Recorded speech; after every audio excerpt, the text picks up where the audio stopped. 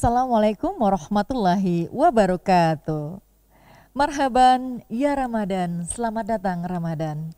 Bulan yang penuh dengan ampunan dan kemenangan. Jelang iftar hadir di tengah sekalian, semoga menambah keimanan. Masya Allah. Ya pemirsa, saya Mugi Zainal hadir kembali di jelang iftar kali ini. Pemirsa yang dirahmati Allah Subhanahu wa Ta'ala, hidup tentu tidaklah selalu mulus adanya. Ada gejolak-gejolak di tengah kehidupan, ada riak, ada kerikil, ada masalah. Nah, bagaimana cara kita menyikapi hidup agar semua tidak terlalu menjadi masalah yang membuat kita stres berujung tanpa ada akhir. Nah pemirsa, kali ini kita akan membahas tema kita tepat sekali di jelang iftar kali ini dengan tema tawakal yang baik. Dan pemirsa, kita sudah hadir dua narasumber bersama saya di sini, Masya Allah. Beliau narasumber kita yang pertama. Assalamualaikum warahmatullahi wabarakatuh. Bapak Dr. Muhammad Syarif Hidayatullah LC. Waalaikumsalam warahmatullahi wabarakatuh. Terima kasih banyak Ustadz sudah Sama-sama. hadir ya. Sama-sama. Ya pemirsa, beliau Wakil Dekan Fakultas Dirasat Islamiyah UIN Syarif Hidayatullah dan juga masih aktif sebagai Ketua Umum DPP ADAI ya. Dan narasumber kita yang kedua pemirsa, Assalamualaikum warahmatullahi wabarakatuh, Ustadz Suherman MA. Waalaikumsalam warahmatullahi wabarakatuh, Mbak Mugi. Duh semangat saya, kedua-duanya sahabat saya ini hadir kembali ya. Di sini kita diskusi ya. Dan pemirsa, Ustadz Suherman aktif sebagai Dai Ambasador dari Korea Selatan dan juga masih aktif sebagai Sekjen MGMP PAI Provinsi DKI Jakarta dan juga Ketua Komisi Publikasi dan Penerbitan ADAI serta Komisi Infokom MUI Jakarta Timur ya. Alhamdulillah sudah hadir kedua narasumber kita hari ini ya. Kita berbincang mengenai tawakal yang baik nih Ustadz. Ini seneng banget tema ini ya untuk kita bawakan. Ya, untuk Ustadz Syarif, kalau sebelum kita berbicara panjang lebar tentang tawakal, pastinya kita ingin juga tahu makna tawakal yang baik ini apa nih Ustadz. Silakan Ustadz Syarif. Ya, kalau kita bicara tawakal, tawakal itu sendiri padanannya dalam bahasa Indonesia seringkali dianggapnya berpadanan dengan kata pasrah gitu ya. Tapi sebetulnya tidak sesederhana itu memahami tawakal hanya sekedar pasrah gitu. Karena nanti kalau kita merujuk bagaimana akar kata tawakal itu sendiri dan terminologi kata tawakal itu nanti keluarga katanya itu sama dengan kata wakalah. Nanti muncul kata wakil, artinya kita mewakilkan ya, kita berusaha mewakilkan atas apa yang kita usahakan kepada sesuatu yang lebih besar yang kita wakilkan. Dalam hal ini adalah Allah Subhanahu wa Ta'ala. Itu artinya dalam tawakal itu terkandung ada usaha, ada upaya ya. Maka nanti kalau di Al-Qur'an ya'malu fasayarallahu amalakum. Usahalah, bekerjalah, berbuatlah ya. Nanti Allah Subhanahu wa Ta'ala melihat hasil dari usaha itu. Itu artinya sebelum tawakal itu harus ada usaha, ada kesungguhan ya, tidak kemudian pasrah tanpa melakukan usaha. Lalu kemudian hasilnya kita ridho pada apapun yang diputuskan oleh Allah Subhanahu wa Ta'ala. Apa yang kita usahakan kadang berbuah hasil, tapi kadang yang kita usahakan tidak berbuah hasil. Tapi kalau kita ridho kepada apapun yang diputuskan oleh Allah Subhanahu wa Ta'ala, yang ditetapkan oleh Allah Subhanahu wa Ta'ala, disitulah intisari dari tawakal. Karenanya nanti Allah mencintai orang-orang yang tawakal. Masya Allah. Jadi bukan hanya berserah diri saja tanpa usaha ya Ustadz ya. Betul. Wajib usaha ya. Masya Allah. Ya Ustadz Suherman, kalau kita melihat sekarang musibah pandemi saat ini sudah setahun lebih ya kita mengalaminya. Nah bagaimana dengan mengaitkan antara musibah dengan kita harus bertawakal kepada Allah Subhanahu wa Ta'ala Ustadz? Baik. Terima kasih Mbak Mugi beserta pemirsa jelang iftar yang dirahmati Allah Subhanahu wa Ta'ala. Terkait keberadaan kita sekarang berada di tengah-tengah pandemi yang dalam beberapa ilmu hadis mengatakan itu tidak cukup setahun, itu nggak cukup 2 tahun juga ya. Maka untuk itu salah satu di antara konsep yang Allah hadirkan kepada kita dalam Quran surah Al-Insyirah, Fa idza faraghta fansab wa ila rabbika farghab. Ya, kita tidak boleh berdiam seperti ini saja. Kita diminta oleh Allah untuk terus bergerak. Ya. Tapi jangan lupa ketika kita sudah bergerak, wa ila rabbika farghab, serahkan seluruhnya kepada Allah Subhanahu wa taala. Makanya pemerintah juga menganjurkan kepada kita konsep ikhtiar di dalamnya. Itu penting sebelum tawakal itu dijalankan. Apa itu? Kita bermasker, kemudian kita mencuci tangan, bahkan kita pun juga physical distancing, menjaga jarak. Tapi dalam kesempatan kali ini tidak cukup 3 itu yang harus kita terapkan, bolehlah kita tambah. Ya, dengan cara apa? Memperkuat protokol doa kita, memperkuat protokol zikir dan istighfar kita kepada Allah Subhanahu wa taala.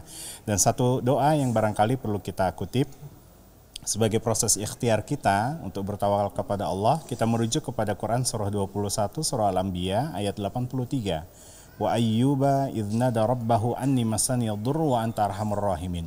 Pandemi bukanlah sesuatu hal yang baru dalam Islam.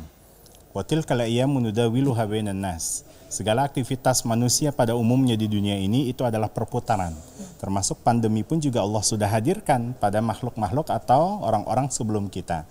Salah satu di antaranya bagaimana Nabi Ayub alaihi salatu wassalam ketika ditimpa oleh Allah dengan berbagai macam musibah, maka beliau memperkuat doanya. Salah satu doanya terekam dalam Quran surah ke-21 ayat 83. Wa ayyuba idznada rabbahu anni masani yadurru wa anta arhamur rahimin. Duhai Allah, engkau memberikan satu musibah penyakit ini kepadaku. Wa anta arhamur rahimin, sementara engkau Tuhan yang maha penyayang dari sekian banyak penyayang. Yang menarik dari redaksi doa ini tidak lain adalah tidak banyak menuntut kepada Allah, juga tidak mendikte takdirnya Allah Subhanahu wa taala. Sebagaimana tadi Ustaz Syarif menyampaikan bahwa ketika Allah hadirkan pandemi, salah satu di antara tawakal kita ridha warda bima qasamallah. Menerima segala ketetapan-ketetapan dan keputusan Allah Subhanahu wa taala. Insya Allah dengan keridhaan Allah, Allah akan hadirkan setelah ini hikmah-hikmah terbaik. Ya. Baik Ustadz. Jadi intinya kita tetap harus berhusnuzon kepada Allah ya. Kita tetap berprasangka positif kepada Allah Subhanahu wa taala dengan adanya pandemi ini ya. Jadi walaupun ada masalah ini, mudah-mudahan nantinya kita semakin tawakal kepada Allah dan menyerahkan kepada Allah sambil terus berusaha tadi ya, tetap mencuci masker, jaga jarak ya, dan mencuci tangan. Maksudnya memakai masker ya Ustadz ya, seperti itu ya. Ya pemirsa, materi kita tawakal yang baik akan kita lanjutkan kembali tentunya setelah jeda yang berikut ini.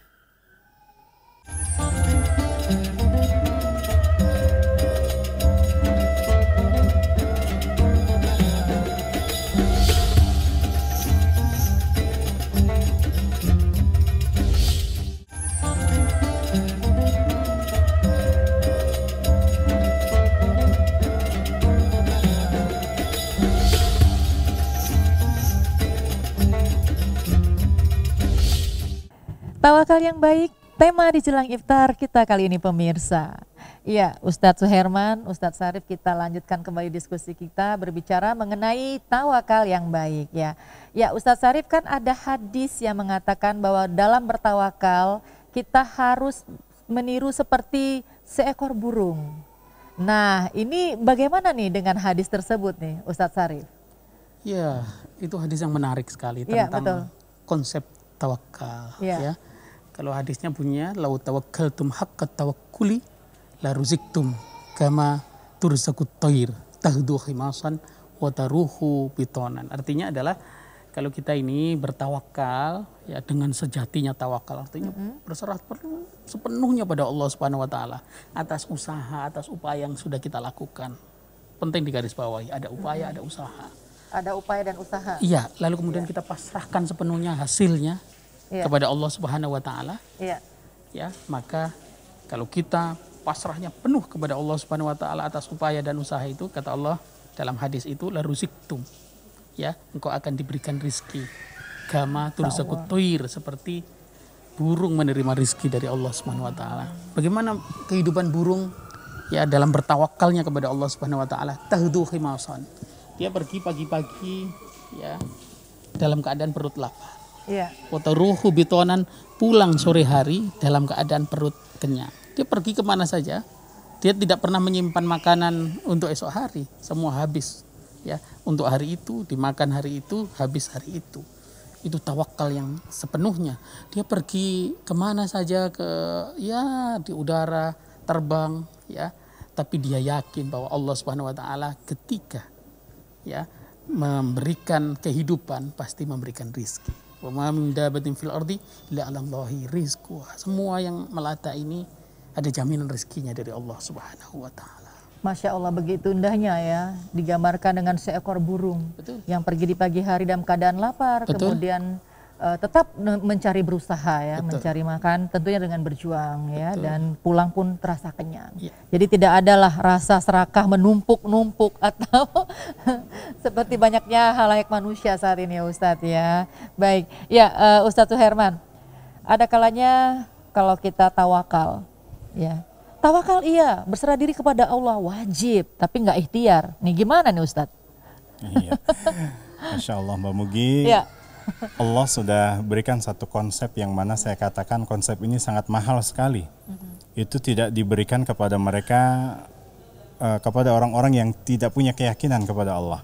Ya. Dalam Quran surah Al-Insyirah tadi disampaikan فَإِذَا فَرَغْتَ فَانْصَبْ وَإِلَى رَبِّكَ فَارْغَب. Ya, hakikat tawakal itu harus diawali dengan ikhtiar dulu, dengan usaha dulu. Betul.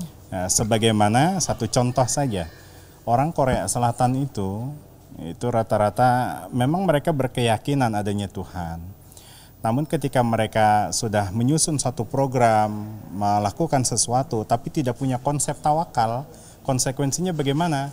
Ketika mereka gagal dari programnya, banyak di antara mereka yang stres. Gak cukup sebatas itu, tapi juga mereka melangsungkan akhir hayat mereka di satu sungai namanya Sungai Han. Dan sangat menarik di situ. Bahkan di Jepang sendiri, Ustaz Syarif juga pernah ke Jepang, bahkan pemerintahnya sendiri memfasilitasi. Kalau Anda gagal dari sebuah program, maka ada satu tempat namanya Hutan Okigahara. Disinilah tempat Anda untuk mengakhiri hidup Anda.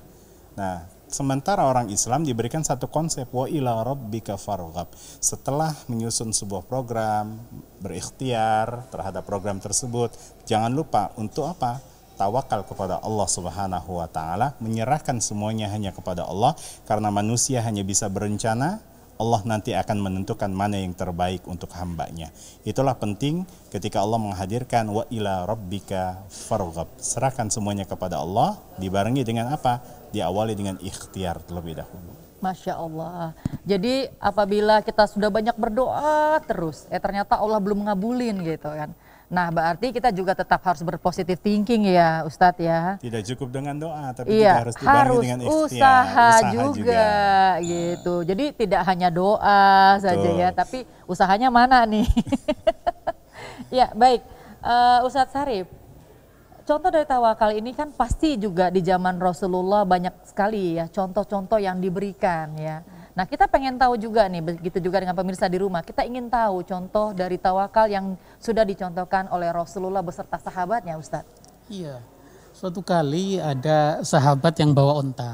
Ini kisah onta, tadi burung nih kita. Iya, hewan. Hewan nih hari ini. Ya.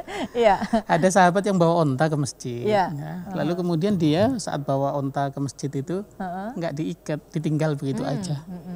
Dipanggil oleh Rasulullah SAW, ikilha, ikat burung ontanya itu. Iya. Fatawakal. Baru setelah diikat, baru tawakal.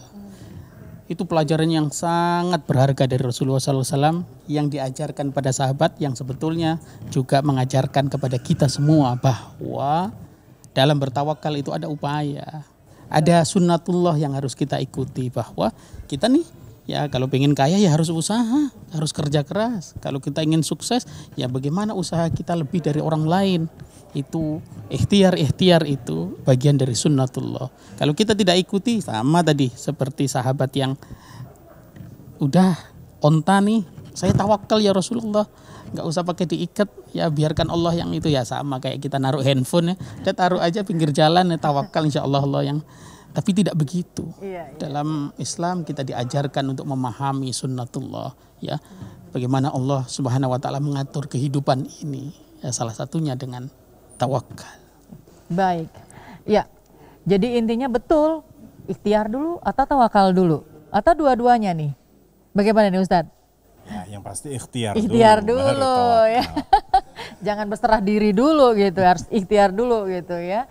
Ya, Ustadz Suherman, lalu sebagai orang muslim apa yang harus kita lakukan untuk tawakal? Tapi jangan dijawab dulu Ustadz ya. Ya pemirsa, jangan kemana-mana ya, tunggu jawabannya setelah yang satu ini.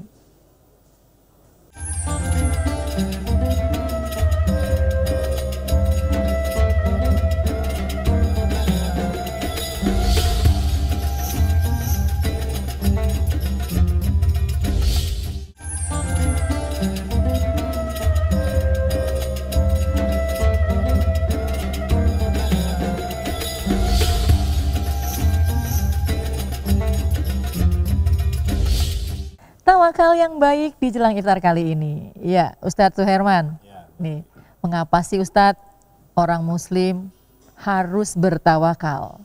Nah, itu pertanyaan singkat tapi jawabnya panjang ini. Silakan Ustadz. Baik.